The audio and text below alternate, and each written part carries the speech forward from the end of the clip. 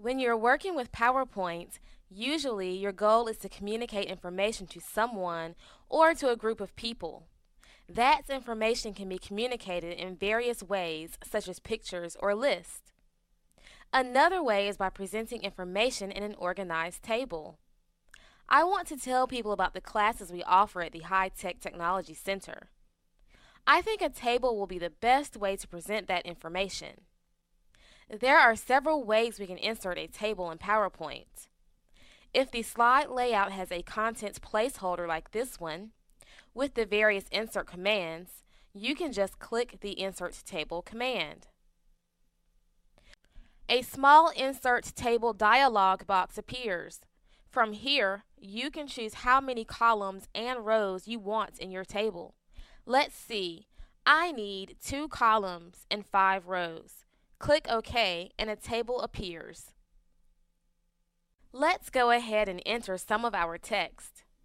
You can press the Tab key on your keyboard to move from cell to cell or use the arrow keys to navigate. I'll just skip the description right now and we'll enter that later. I have a few more classes to enter, such as Windows XP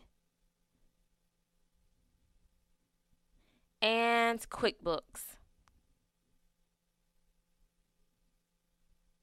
When we inserted the table, 2 new tabs appeared on the ribbon, the Design and Layout tab. Both of these tabs are table tools that appear when the table is selected. Did you notice how my table is a nice teal color that matches the slide? That isn't an accident. When you insert a table, it automatically appears formatted as a table style and color that looks good with our current theme, Concourse. We can see on the Design tab the table that is selected in the Table Styles group. In the Table Style Options group, you can see that Header Row is selected, which is why the table on our slide has a different color from the first row. Banded Rows is also selected, which is why the table alternates colors for the rows. You can toggle any of these options on and off by simply clicking the box. If you want to select a different table style, just hover your mouse over a style in the group. A live preview of the style displays on the slide. We'll just click the More arrow to see all the options. I like the colors, but want something a little different. Just click a style to select it, and it will change on the slide. Next to the table styles in the same group, you can see 3 other commands that you can use to modify the table.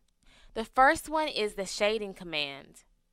You can use this command to change the colors of your table. For example, if you want your header row to be a lighter color, just select the row. Click the shading command and choose a color from the menu. As you hover over a color, a live preview will appear on the slide. From this menu, you can also choose to use no fill color or even choose a picture from your computer to use to shade the selected row. You can apply a gradient to the existing color or a texture. I'll just stay with something simple and choose this slightly lighter shade. Sometimes simple is best. Using the border command, you can add a border to the entire table or specific rows, columns, or cells.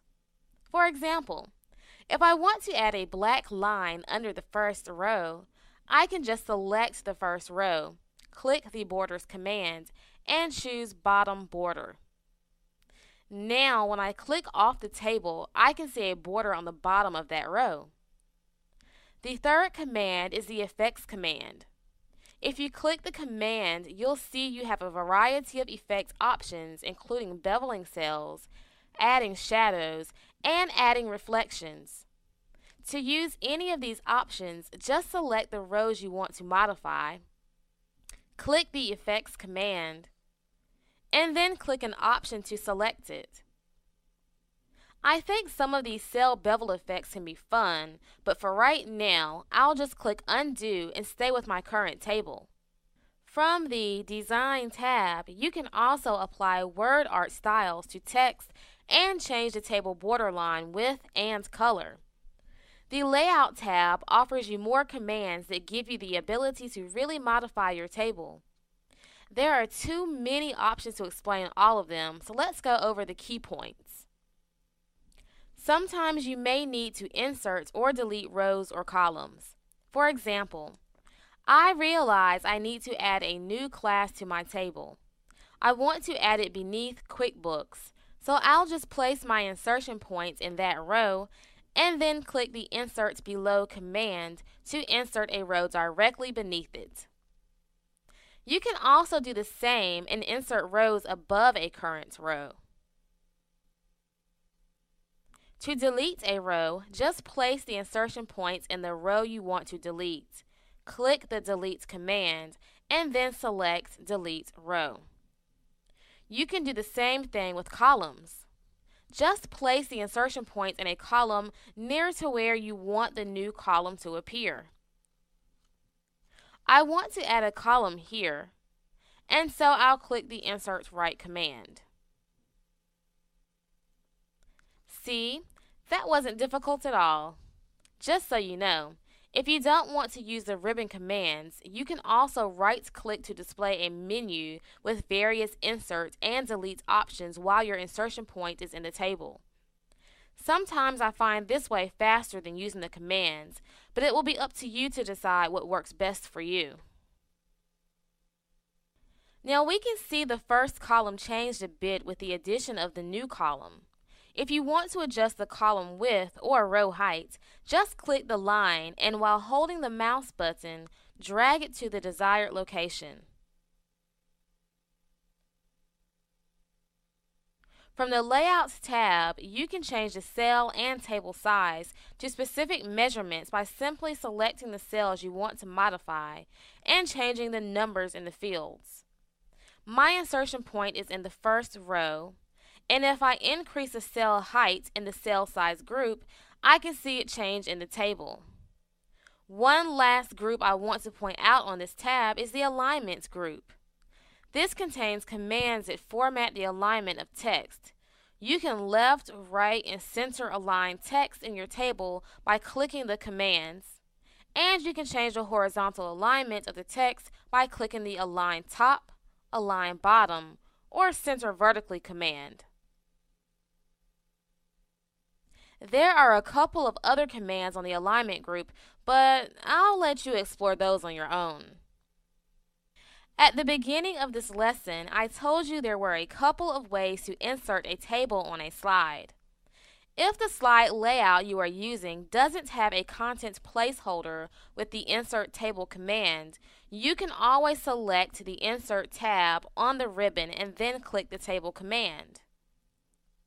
From the menu, you can use the squares to select how many rows and columns your table will have, or you can select Insert Table to open the dialog box we saw before. You can also insert an Excel spreadsheet as a table. Right now, I'll just use the menu to select a table with 5 rows and 3 columns. Then I'll just left-click and the table will appear on the slide. I obviously don't want this to cover my current table, so I'll just move the new table. To do this, place the cursor over the edge of the table. When the cursor becomes a crosshair with 4 arrows, click and drag the table, and then release the button to drop the table in the new location. Moving and resizing tables is just like moving text boxes in pictures. I'm going to go ahead and add the data to my tables. Why don't you give all these new table tools a try?